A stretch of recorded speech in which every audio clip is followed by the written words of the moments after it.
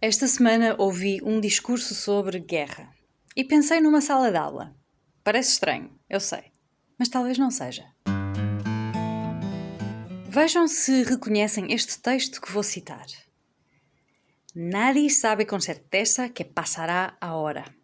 Ni siquiera están claros los objetivos de quienes lançaram el primer ataque. Ninguém sabe com certeza o que se passará agora. Nem sequer estão claros os objetivos de quem lançou o primeiro ataque. Estas são as palavras do presidente do governo de Espanha, Pedro Sánchez, num discurso feito dia 4 de março de 2026. Eu estava a escrever precisamente este episódio quando ouvi o discurso, onde diz também, e passo a citar: La posición del gobierno de España ante esta coyuntura es clara y consistente.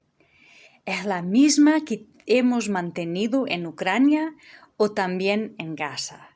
En primer lugar, no a la quiebra de un derecho internacional que nos protege a todos, especialmente a los más indefensos, a la población civil. En segundo lugar, no a asumir que el mundo solo puede resolver sus problemas a base de conflictos, de bombas. Y finalmente, no a repetir los errores del pasado. En definitiva, la posición del gobierno de España se resume en 4 palabras: no a la guerra. Em português, não à guerra. Mais adiante diz que não se sabem quais serão todas as consequências desta guerra, mas há algumas que já se veem. Passo a citar novamente. Lo que sí sabemos es que de ella no va a salir un orden internacional más justo, ni tampoco va a salir de ella salarios más altos, ni mejores servicios públicos, ni un medio ambiente más saludable. De hecho, lo que de momento podemos vislumbrar son más incertidumbre económica, subidas de precio de petróleo e também del gas.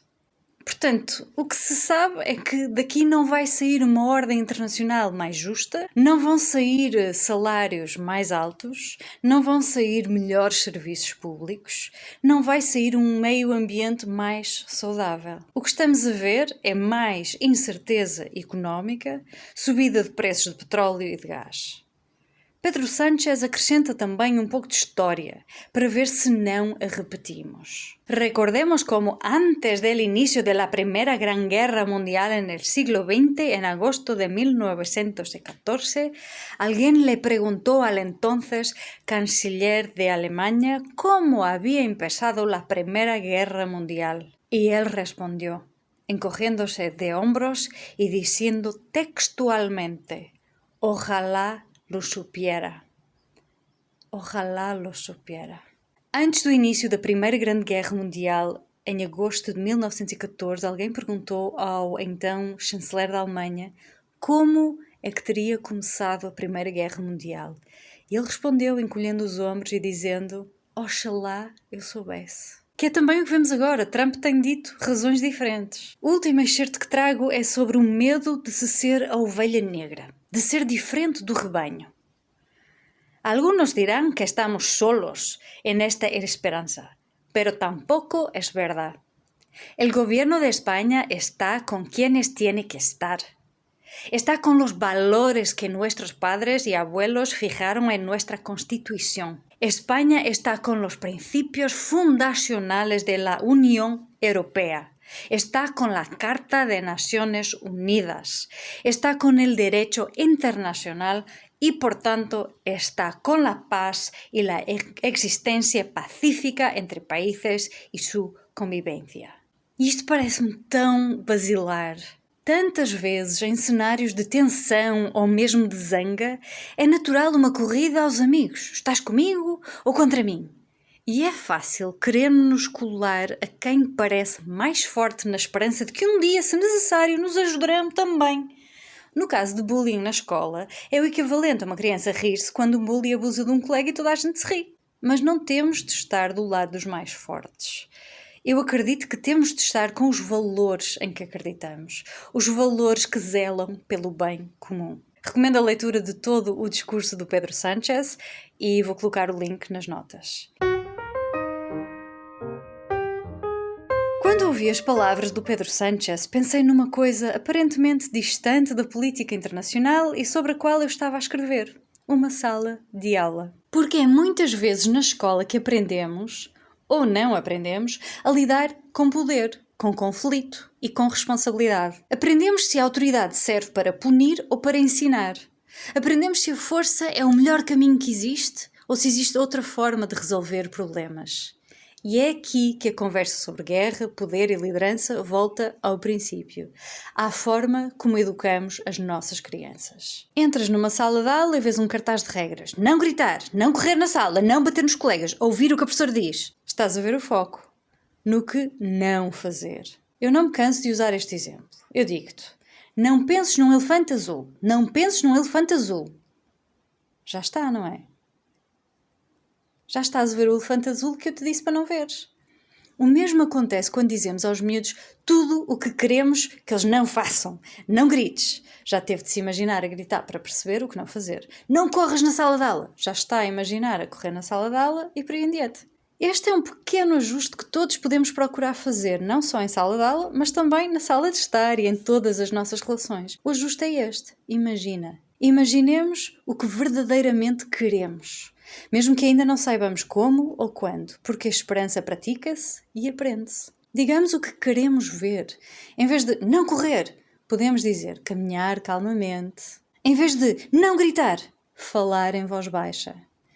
Em vez de ouvir o que a professora diz, o que por acaso este é afirmativo, mas escutar atentamente tanto a professora como quem quer que esteja a falar connosco. Este é um pequeno ajuste de linguagem, mas também um ajuste de mentalidade, porque assim podemos mudar o tipo de futuro que somos capazes de imaginar e de construir em conjunto. Para quem já está a torcer o nariz e a dizer que a esperança é patetice e ingenuidade, a verdadeira esperança não é ingênua, mas é coragem estruturada. Há anos, quando estava a fazer o meu mestrado com a Universidade de Nottingham, desenvolvi uma investigação-ação em contexto de sala de aula pensada para promover a autonomia dos alunos através da inclusão sistemática de estratégias cooperativas, de trabalho com os outros e estratégias individuais, ou seja, por um lado, estratégias em que os alunos se ajudavam uns aos outros e, por outro, estratégias em que se ajudavam a si mesmos de forma individual e independente. O objetivo do estudo era ajudar os meus alunos de 7 e 8 anos de idade a tornarem-se menos dependentes dos professores. Isto porque nessa altura eu já lecionava há quase 10 anos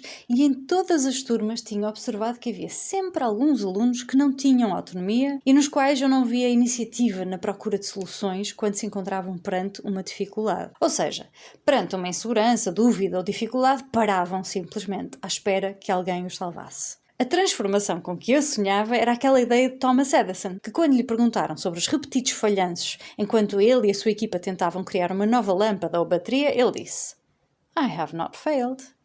I've just found 10,000 ways that won't work.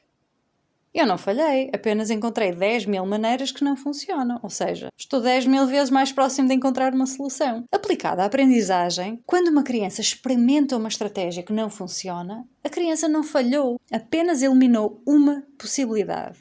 Em vez de perguntar porquê é que não acertaste? Ou porquê é que erraste? Podemos fazer perguntas que não só encorajam, como também ajudam a aprender com o que foi feito ou experimentado. O que é que esta tentativa te mostrou?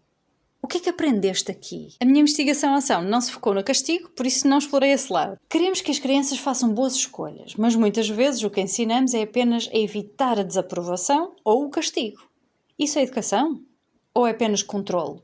Quando a orientação é baseada no medo, o comportamento torna-se externo, torna-se uma ordem dada por uma pessoa com poder. Quando a orientação é baseada em literacia emocional, a responsabilidade torna-se interna. De acordo com o corpo de investigação existente em motivação, pensa-se que recompensas e punições tendem a produzir obediência temporária, enquanto alguém está a ver ou a controlar. Mas quando ensinamos autonomia, reflexão e impacto, os valores são internalizados. Quando dou aulas, gosto de planear momentos de estudo silenciosos e individuais e também momentos de colaboração e trabalho a pares ou em equipa. Tive a felicidade de ser professora e formadora de professores ao mesmo tempo. Isso permitiu-me entrar em muitas salas de aula e ver diferentes práticas práticas pedagógicas, porque se aprende muito ao ver outras pessoas. Em relação ao trabalho de grupo, observei que quando os alunos eram como que abandonados ao grupo, se perdia tempo e havia necessidade de um policiamento doentio. Os miúdos entravam em brigas, falavam tudo menos de tarefa, o caos. Contudo, nas turmas onde era ensinado explicitamente como cooperar, como fazer perguntas, algo mudou. Em vez de ser polícia, eu podia dar atenção focada a um grupo, porque os outros grupos estavam engajados nas respectivas tarefas. Confiei nos alunos e eles responderam com mais responsabilidade. Se quiserem saber mais sobre a estratégia que eu utilizei, digam. Mas, de um modo resumido, as estratégias de aprendizagem que explorei foram usar recursos, usar um dicionário, perguntar a um colega, etc. Skimming, ler rapidamente para perceber a ideia geral num texto. Scanning, procurar informação específica num texto e fazer perguntas. A ideia era simples. Quando os alunos sabem usar algumas estratégias, deixam de congelar perante uma dificuldade. Têm formas de tentar. O castigo diz: não voltas a fazer isto se não estás em apuros. A literacia emocional diz: qual o impacto desta ação em mim e nas outras pessoas ou no mundo? Como é que podes reparar isto que causou dano? E aí está a oportunidade de aprendizagem e crescimento. Muitos de nós crescemos com narrativas de céu e inferno, de Deus omnipresente e todo-poderoso que nos irá castigar se nos portarmos mal e levar ao céu se nos portarmos bem. Fazes o bem, traz a recompensa eterna. Fazes o mal, sofrerás uma punição eterna. Se faço o bem apenas para evitar o castigo, sou moral? Ou apenas tenho medo? Maturidade moral é quando os valores são escolhidos e não impostos. Moral maturity is when values are chosen, not imposed. If adults are governed by fear, if politics is governed by humiliation, if systems reward dominance, why are we surprised when children replicate it? Hope is not pretending conflict doesn't exist.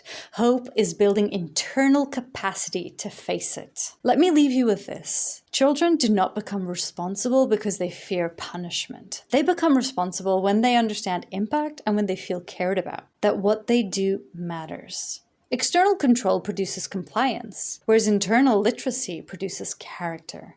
If we want mature citizens, we must practice mature guidance. This week, instead of asking, how do I stop this behavior, try asking, what skill needs to be developed? Hope is not naive, it is structured courage. If this episode resonated with you, share it with someone who believes education can change how we live together. Talvez o que acontece com as nossas crianças, dentro e fora das salas de aula, não seja assim tão pequeno, porque é ali que aprendemos, ou não aprendemos, a lidar com poder, responsabilidade e conflito. Talvez a maturidade individual e coletiva comece aqui, na coragem de não responder automaticamente à força com mais força, na coragem de ensinar em vez de apenas punir, na coragem de escolher valores, mesmo quando o grupo corre noutra direção. É fácil desejar punição quando nos sentimos impotentes. Mais difícil é criar as condições para que pessoas, crianças e adultos, aprendam a fazer melhor. Mas é precisamente aí que começa a esperança. A esperança pratica-se. Imagina e age. Se achas que esta é uma conversa que vale a pena ter, partilha com alguém.